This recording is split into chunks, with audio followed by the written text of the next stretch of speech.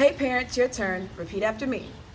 No rubber basketballs. Now, before I have the basketball industry getting ready to come at me, let me first explain to you what we're going to talk about.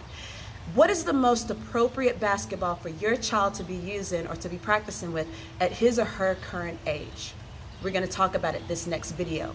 I'm Christy Washington and I'm your pocket coach. Now let's talk more about this basketball stuff, okay? Now the thing is this, rubber basketballs, there's nothing wrong with rubber basketballs if they're used at the appropriate age. I feel like rubber basketballs are good for exfoliations. Just kidding, not exfoliations, but I do think that they're good for camps. I think they're good for age appropriateness, such as maybe, I would say probably between the ages of 3.5, maybe 4 years old to 6, possibly 7. And the reason being, if you notice this basketball here, it's a rubber ball. Okay, it's really good for grip. Okay, and at the age for a little bitty kid, it's really good for them because they're just playing with the basketball. You know, it's good for them because they can kind of start getting a chance to feel what it feels like to have an actual grip with the basketball. Not only that, in this case, this ball is a really small size. This is what you would consider to be a little pee-wee ball. It doesn't have a size on it or anything like that, but you can definitely tell when you have a pee-wee ball. Once again, for a little bitty kid that's probably 4, maybe they want to shoot with their brother or sister, you know, I think that this is appropriate because it gives them an opportunity to actually shoot the ball. Most little kid basketball goals are going to be short anyways, and so I think it's definitely appropriate for times such as that. Ages about 8 to 10 is when young kids kind of start really developing, oh, I really kind of like this sport, okay? And I've had several parents already just this past year come to me and they'll say, hey, you know, I feel like my kid is really wanting to learn this game and I would really like for him to, you know, learn more fundamentals or whatnot because they want to be ready by 6th or 7th grade. And I think that's great. So in cases like that, once again, when we're looking at sizes, if you go to the store and you're looking for a size of basketball, typically you'll see it, like this one right here is a 28.5.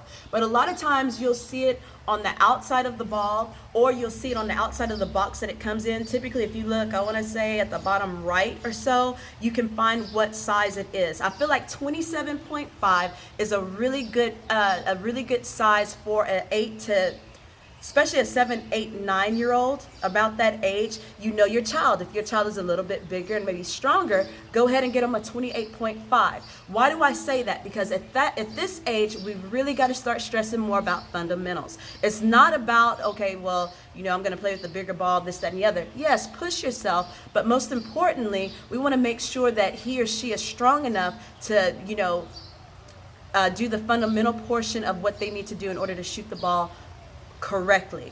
The next step above will be the 28.5. Now your 28.5 is definitely going to be, especially for girls, from the ages 7th grade, 12 years old, all the way up to college, honestly.